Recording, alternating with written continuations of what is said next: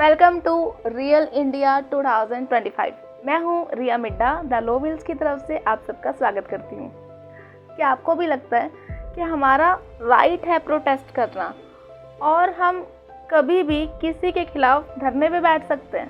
अगर हाँ, तो चलिए इस अधूरे ज्ञान को पूरा करते हैं।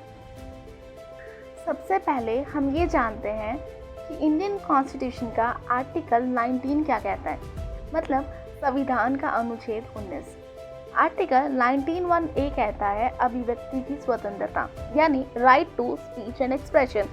19(1)(b कहता है शांतिपूर्ण सभा का अधिकार यानी right to assemble peacefully without arms. ठीक है, मतलब भारत का संविधान हर नागरिक को प्रोटेस्ट करने का, अपनी बात कहने का और शांतिपूर्ण अपनी बात रखने का अधिकार देता है।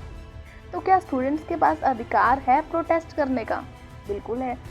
तो सवाल ये उठता है कि क्या ये अधिकार बिना किसी रोक टोक के है? नहीं। आर्टिकल 19 के इन अधिकारों पर पब्लिक ऑर्डर, सॉवरेनिटी और मोरालिटी के बिहाफ पर रीजनेबल रिस्ट्रिक्शंस लगाए जा सकते हैं, मतलब कभी कभी रोक टोक हो सकती है। और यही वो जगह है जहां आता है CRPC सेक्शन 151, जो कहता है police officer can arrest without warrant to prevent the commission of cognizable offences. मतलब कभी कभी बिना किसी जुर्म के भी आपको अरेस्ट किया जा सकता है प्रिवेंशन के नाम पर, चाहे प्रोटेस्ट शांतिपूर्ण क्यों ना हो रहा हो। तो ये तो क्लियर हुआ कि देश की सिक्योरिटी, पब्लिक ऑर्डर या डिसेंसी के नाम पर पुलिस आपका प्रोटेस्ट रोक सकती है। और सेक्शन 144 या सेक्शन 151 CRPC के आधार पर पुलिस प्रिकॉशनरी ऑर्डर देकर आपको अरेस्ट भी कर सकती है बिना किसी क्राइम के।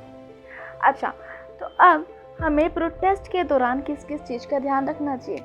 सबसे पहले शांतिपूर्ण अपनी बात रखें, किसी भी पब्लिक प्रॉपर्टी को नुकसान नहीं पहुंचाना और सोशल मीडिया पर अवेयरनेस पहुंचानी है, मिस इन्फॉर्मेशन नहीं।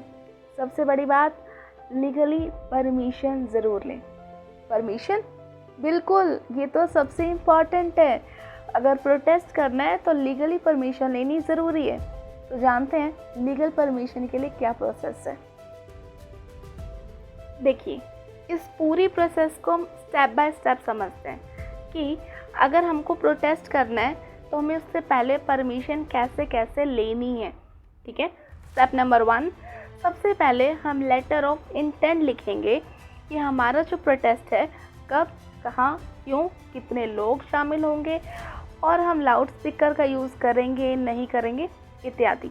ठीक है, इसके बाद स्टेप नंबर 2, ये जो हमने एप्लीकेशन लिखा है या लेटर ऑफ इंटेंट लिखा है, जो भी हमारा संबंधित DM, SDM या पुलिस स्टेशन जाकर जमा करवा देंगे।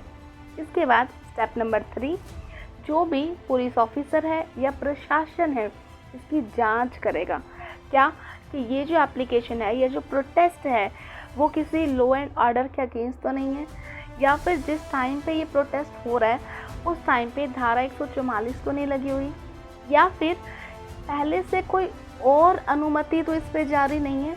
ठीक है, स्टेप नंबर 4, अगर सब सही है तो अपन को एक NOC मिलेगा, मतलब नो ऑब्जेक्शन सर्टिफिकेट, या फिर एक रिटन परमिशन मिल जाएगी कि हाँ अब आप प्रोटेस्ट कर सकते हैं। ठीक है, एक इम्पॉर्टेंट पॉइंट, अगर हम विदाउट परमिशन प्रोटेस्ट करें तो हम पर अनलॉफुल असेंबली यानी IPC का सेक्शन 141 से 149 के अंडर केस हो सकता है। इसके अलावा पुलिस ऑफिसर हमें विदाउट वारंट अरेस्ट कर सकते हैं, प्लस FIR के अंदर राइटिंग, ऑब्स्ट्रक्शन और डैमेजेस टू पब्लिक प्रॉपर्टी जैसे सेक्शंस भी लगाए जा सकते हैं। इसलिए प्रोटेस्ट कीजिए पर सिस्टम का पार्ट बनकर। एक चीज़, क्या स्टूडेंट्स को परमिशन मिल सकती है प्रोटेस्ट करने की? बिल्कुल मिल सकती है, लेकिन उसके लिए आपकी पीसफुल एग्जीक्यूशन, प्लानिंग और रिस्पॉन्सिबिलिटीज़ डिपेंड करती हैं। अगर आपको वीडियो अच्छी लगी तो लाइक करना मत भूलिए और कमेंट बॉक्स में ज़रूर बताइए कि आपने अब तक कितने प्रोटेस्ट में पार्ट लिया।